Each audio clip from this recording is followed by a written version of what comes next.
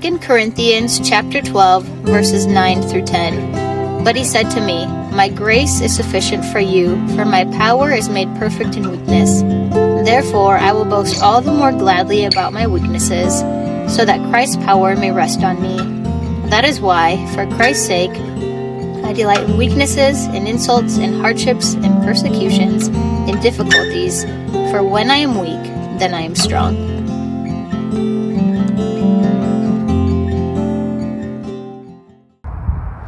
Boasting in weakness, how is that even possible? In the verse we talked about weakness and how God gives us strength.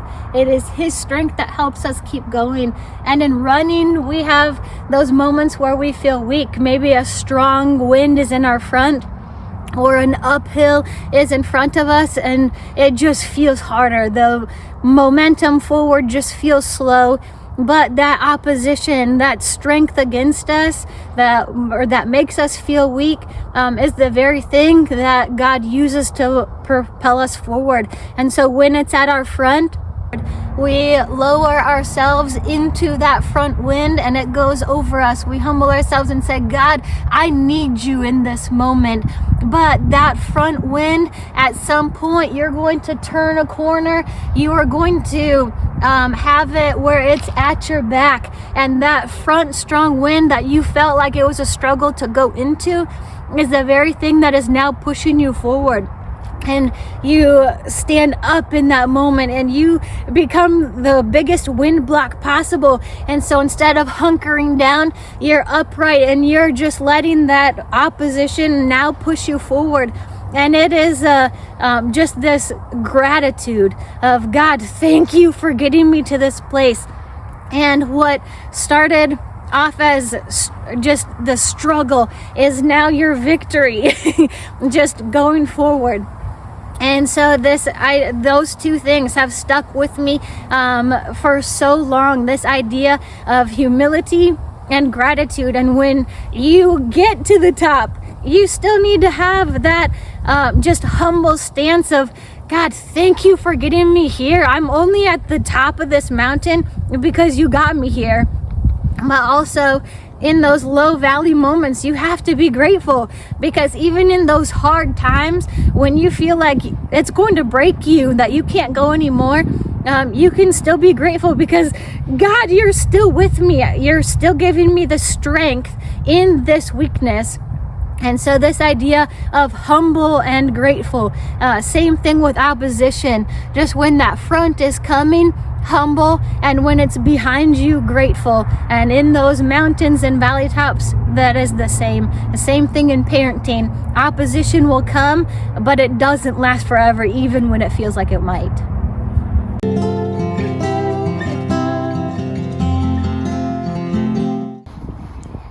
With this activity, it is called the yo-yo. I'm going to use light pressure and see if I can get her to back up. Light pressure was all that was needed, and I released.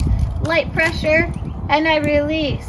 Light pressure, and I release. She's doing so good. Light pressure, and release. Light pressure, and release. Sometimes she doesn't get it right. This time she is. But it is important as parents to give our kids opportunity to redo, not feel like they're ridiculed or in trouble for doing something wrong, but a simple retry. And so right there, good. I almost went to medium pressure, almost asked for that redo, but she didn't need it. And so there are these times where she's doing the same motion and just redoing it over and over. And even if she doesn't do something exactly right, I'm still giving that release of pressure and offering her a redo. And with that, once she's back far enough, I'm also going to ask her to come forward. And so that back motion, I'm asking her to follow the field. And coming forward, I'm also asking her to follow the field too. She's resting a little bit in the sunshine, but giving her that opportunity to retry it. Excellent. And so right now, her face is lowered to mine. Yes, there is this place of peace and rest and connection, all because I gave her a chance to redo it. And I can feel her breath on my face. But Just because our kids don't get things right the first time doesn't mean they can't have an opportunity to retry. And so maybe if they slammed the door in the house, I'm going to have them retry it and go back and try it again, and this time with kindness. And so just because they do things wrong or incorrect the first time, a redo sometimes is the thing that makes the difference rather than a harsh consequence or punishment. And in this activity, Irish made it look so simple, but there are times where her mood is different. Maybe she's hungry or she's cold or tired and she doesn't want to do what I ask. And there are 4 levels to this activity: light pressure, medium pressure, hard pressure, and extra hard pressure. And I never had to increase the pressure. I almost went to medium, but that was as far as I went. And so right now, Irish is in tune with me and we're working well together, but it's not always the case. And sometimes I've had to do the extra hard pressure to get her to listen when I'm working on this activity with her. But not every time is that way. But we always want to use the least amount of pressure when possible. All right, next steps. We talked about opposition and how we have to practice humility and gratitude. And so that's what I want you to do in these next steps. I want you to think about one thing that feels really good, that you're proud of, and then humble yourself and acknowledge that God did it. Just know and trust and verbalize, God, this happened because of you.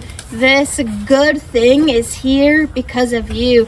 Humble yourself and acknowledge or give that credit to God. And then the second part of that, with something that it feels so hard and feels so challenging, I want you to practice that stance of gratitude and thank God for it. And that may feel weird and crazy, and it does. Why would I thank God for something that is breaking me and feeling so hard?